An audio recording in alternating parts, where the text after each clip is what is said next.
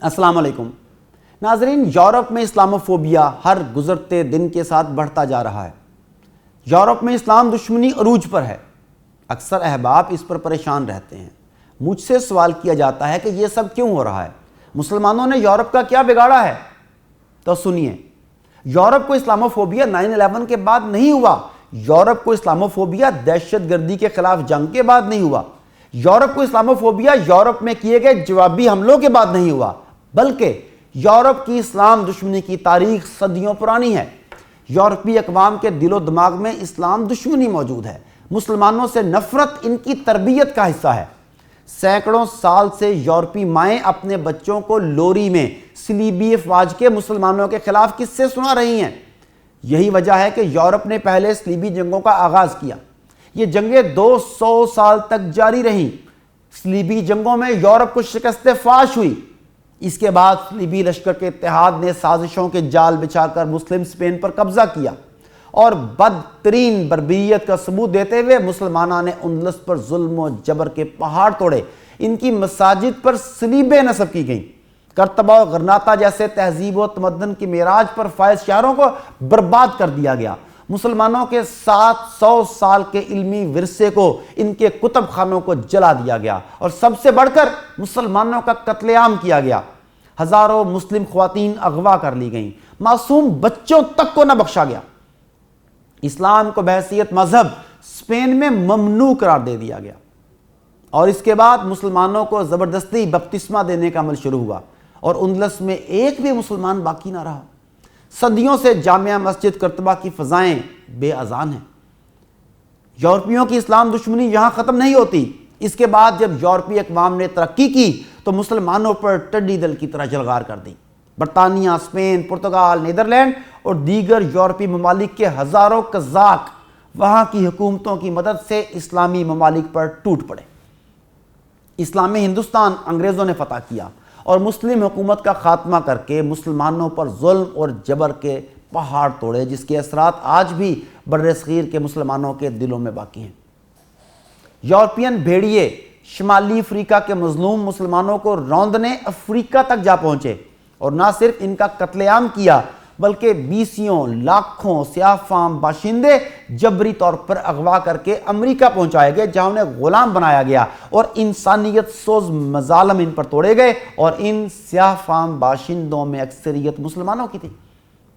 Europeans میں اسلام دشمنی اس حد تک تھی کہ نیدرلینڈ جیسے چھوٹے سے یورپی ملک کی ہوس اور صلیبی جنون بھی دیکھیے، اس کے بحری قزاقوں نے انڈونیشیا جیسے سب سے بڑے اسلامی ملک کو صدیوں غلام بنائے رکھا۔ دوسری طرف روسی یورپی صلیبی صدیوں تک سلطنت عثمانیہ کے خلاف برسر پیکار رہے، اپنی تمام تر توانائیاں خلافت اسلامیہ کے خلاف جنگوں میں جھونکتے رہے۔ اسلامی ممالک کو برباد کرنے کا سنہری موقع یورپی مسیحیوں کو اس وقت ملا جب جنگ عظیم اول میں سلطنت عثمانیہ کو شکست ہوئی اور بلاد اسلامیہ کا شیرازہ بکھر گیا۔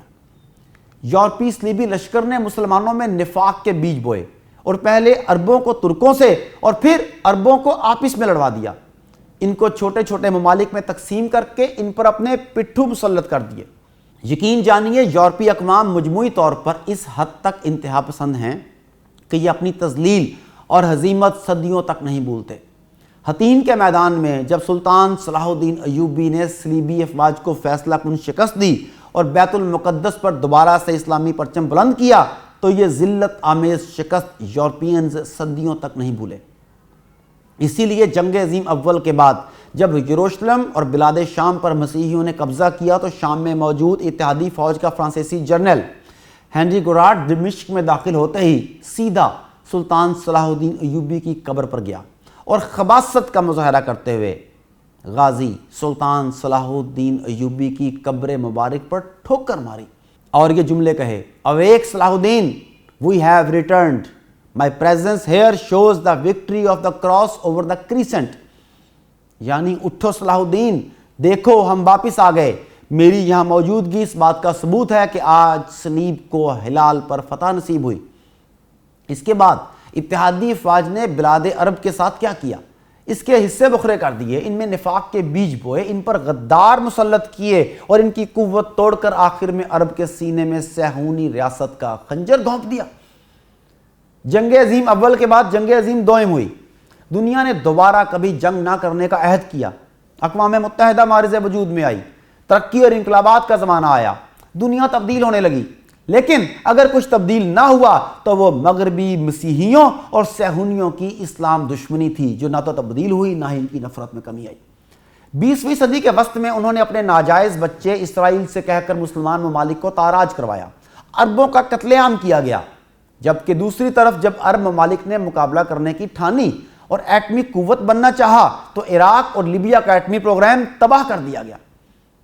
جس مسلم حکمران نے مغرب کی آنکھوں میں آنکھیں ڈال کر بات کی، اسے نشان عبرت بنا دیا گیا۔ شاہ فیصل شہید کی مثال آپ کے سامنے ہے۔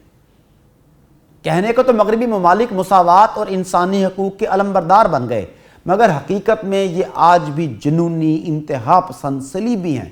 آپ ماضی قریب میں دیکھ لیں کس طرح ڈھٹائی سے جھوٹ بول کر عراق کو تباہ و برباد کیا گیا۔ 5 لاکھ سے بھی زائد عراقی امریکی حملے کے بعد شہید ہوئے۔ امارات اسلامیہ افغانستان کو صرف نفاذ شریعت کی سزا دی گئی، اس کے ہنستے بستے شہروں کو برباد کیا گیا، لاکھوں مظلوم افغانوں کو شہید کیا گیا۔ صومالیہ جیسے اسلامی ملک کو بھی صرف شریعت نافذ کرنے کی سزا دی گئی اور اس پر امریکہ نے حملہ کر دیا۔ پاکستان کو جھکانے کے لیے یہاں سینکڑوں ڈرون حملے کر کے مسلمان مظلوموں کو ناحق شہید کیا گیا۔ یمن میں ڈرون حملے کیے گئے۔ مالی جیسے افریقی ملک میں فرانس کی صلیبی افواج نے خونریز آپریشن کیے۔ اس کے ساتھ ساتھ یہ آج بھی اسلامی ممالک کو کمزور کرنے کے لیے، اس میں فتنہ پھیلانے کے لیے سازشیں جاری رکھے ہوئے ہیں۔ صلیبی حکومتیں نہ صرف اسلامی ممالک کے دشمن ہیں، بلکہ ان کے بغض کا یہ عالم ہے کہ یہ اپنے ممالک میں بسنے والے لاکھوں یورپی مسلمانوں کو بھی برداشت کرنے کو تیار نہیں۔ آپ نے دیکھا فرانس میں کس حد تک اسلام کی توہین کی جاتی ہے۔ ملعون فرانسیسی صدر میکرون گستاخوں کی حمایت کرتا ہے۔ برطانوی وزیر اعظم لیز ٹرس برسرعام خود کو صہیونی کہلواتی ہے۔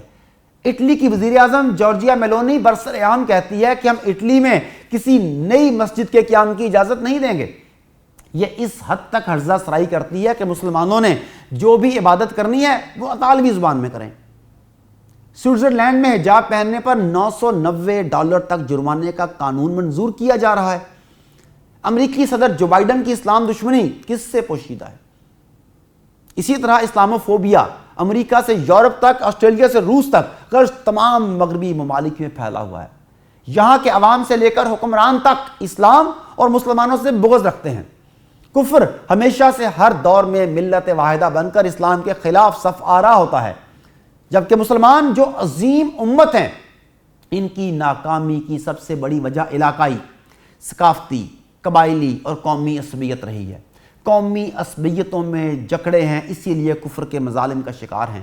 اگر آج مسلمان ایک امت بن جائیں، پرچم اسلام تلے اکٹھے ہو جائیں، تو آج بھی مارکہ حطین کی یاد تازہ کی جا سکتی ہے، آج بھی کفار کے دانت کھٹے کیے جا سکتے ہیں، آج بھی ویانا جیسے شہروں کا محاصرہ کیا جا سکتا ہے، آج بھی یورپ کی سرزمین پر کرتبہ جیسی عالی شان مساجد تعمیر کی جا سکتی ہیں، مگر اس کے لیے کلمت اللہ کے سائے میں ایک ہونا پڑے گا۔